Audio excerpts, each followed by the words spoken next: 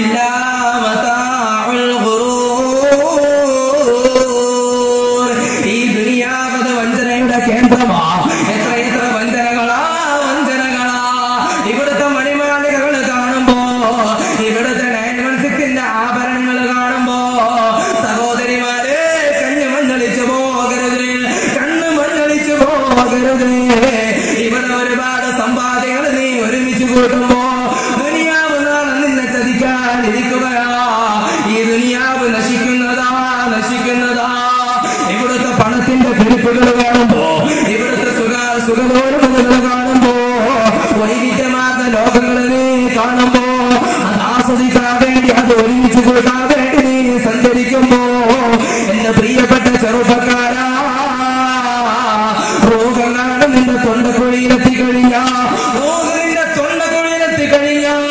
നാളെ നിന്റെ കൂടെ നീ ഒരുമിച്ച് കൂട്ടിയ ദുനിയാവ് വരികയില്ല. അന്ന് നീ ദുനിയാവിനോട് ചോദിക്കുമത്രേ, ദുനിയാവേ നിന്നെ ഒരുമിച്ച് കൂട്ടിയിട്ട് നീയാണല്ലോ രക്ഷതരുമെന്ന് പറഞ്ഞത്, എന്റെ കൂടെ പോരാത്തത്. ഞാൻ പലതും പറയും കേട്ടോ, എന്തിനാണ് നീ അത് സ്വീകരിച്ചതെന്ന് ദുനിയാവ് നിന്നോട് കളിയാക്കിക്കൊണ്ട് പറയുമത്രേ. ദുനിയാവിന് വീണു പോയാ അതിന്റെ സുഖലോലതകളിൽ അമർന്നു പോയ ചെറുപ്പക്കാരാ, അല്ലാഹുവിന്റെ പരിശുദ്ധമായ ഖുർആൻ പഠിപ്പിക്കുകയാ. ദുനിയാവെന്ന് പറയുന്നത് വഞ്ചനയുടെ കേന്ദ്രമാ. സൈക്കോളജിക്കലി പറയുകയാണെങ്കിൽ ഒരു സാധാരണക്കാരനായ ഒരു കുഞ്ഞിവിടേക്ക് ജനിച്ചു വരുമ്പോ ഭൗമിക ലോകത്തേക്ക് ഉമ്മയുടെ ഗർഭപാത്രത്തിൽ നിന്ന് ഒരു കുഞ്ഞ് ജനിച്ചു വരുമ്പോ അവന്റെ കരങ്ങൾ എങ്ങനെയാണെന്നറിയുമോ?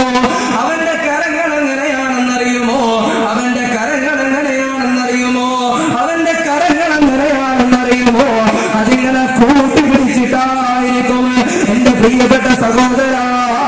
എന്നാ അവൻ ഒരുപാട് സമ്പാദിക്കുമ്പോ അവന് കണ്ണുകൊണ്ട് കാണുന്നത് മുഴുവനും അവന്റെ കയ്യില്, അവന്റെ